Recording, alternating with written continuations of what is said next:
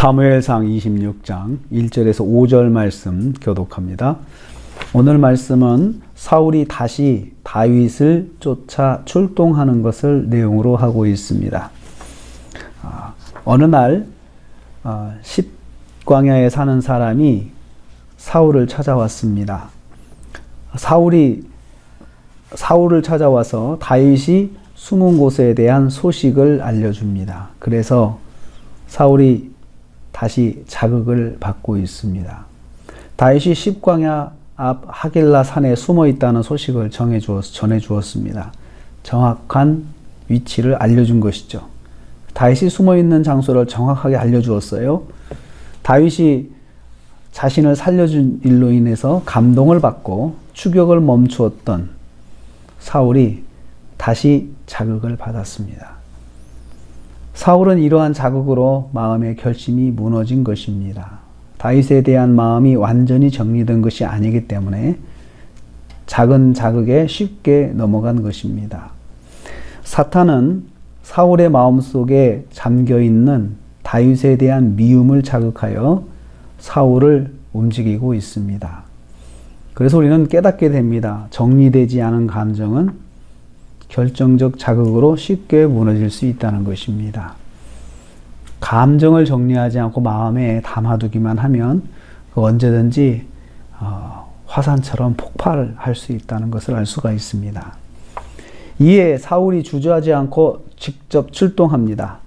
1절과 2절 사이에 보면은 사울의 갈등이 보이지 않습니다. 내가 이런 마음을 먹었는데 뭐 가야 되나 어쩌나 이런 갈등하지 않고 바로 출동합니다. 사울이 일어나 십광야에서 다윗을 찾으려고 그래서 십광야로 내려갔다라고 이렇게 사울의 즉각적인 반응에 대해서 성경이 기록하고 있습니다.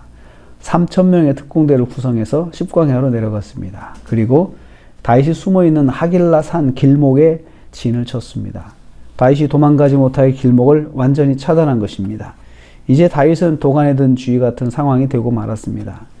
사울이 포위망을 좁혀서 산에 들어가기만 하면 다윗은 잡히게 된 것입니다. 사울은 여기에 군사령관으로 아브넬을 데리고 갔다라고 5절에 표현하고 있습니다. 아브넬은 사울의 숙부입니다. 요나단을 데려가지 않고 자신의 숙부인 아브넬을 데리고 간 것을 볼 수 있습니다. 가장 믿을 만한 사람을 데리고 간 것이죠. 가장 믿을 만한 사람과 그 다음에 확실한 군인들 3,000명을 데리고 다윗을 쫓아갔습니다. 지금 사울이 의지하는 것은 사울의 힘은 3,000명의 군인과 믿을 만한 군사령관 자신의 숙부 아브넬입니다. 사람을 의지하고 자기 힘을 의지하고 지금 다시 자기 욕심을 채우기 위해서 활동하고 있는 것을 볼 수 있습니다. 이에 다윗이 적극적으로 이제 대항을 합니다. 이번엔 다윗은 숨어 도망하지 않았습니다. 적극적으로 대항합니다. 먼저 정탐꾼을 보냈습니다.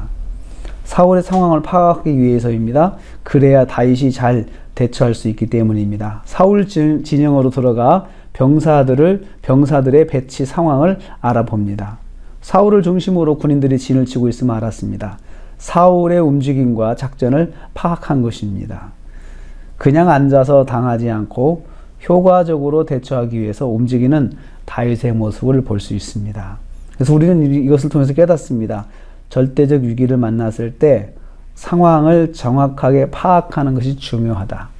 다윗이 상황 파악을 위해서 도망하지 않고 상황 파악을 위해서 정탐꾼을 보내서 직접 그 사울의 진영 속을 휘젓고 다니면서 사울이 어떻게 진치고 있는지 사울의 군대들의 동향이 어떤지 알아보고 있는 것을 통해서 알 수가 있습니다.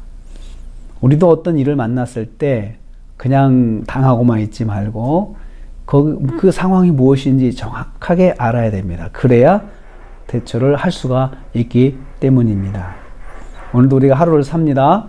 하루를 살면서 또 오늘 우리가 깨닫는 것은 첫째는 우리가 마음속에 정리되지 않은 감정이 있는지 한번 돌아보기를 원합니다. 이것을 정리를 잘 해야 그 다음에 쉽게 죄악에 자극받지 않는다는 것입니다. 그리고 어떤 위기를 만났다면 그냥 위축되지 말고 그게 무엇인지 한번 잘 알아보고 또 파악하는 것이 중요하다는 것입니다. 그래서 오늘 하루도 저와 여러분이 하나님 그 말씀 안에서 우리가 또 승리하는 하루가 되시기를 주님의 이름으로 축복합니다. 하나님 감사합니다.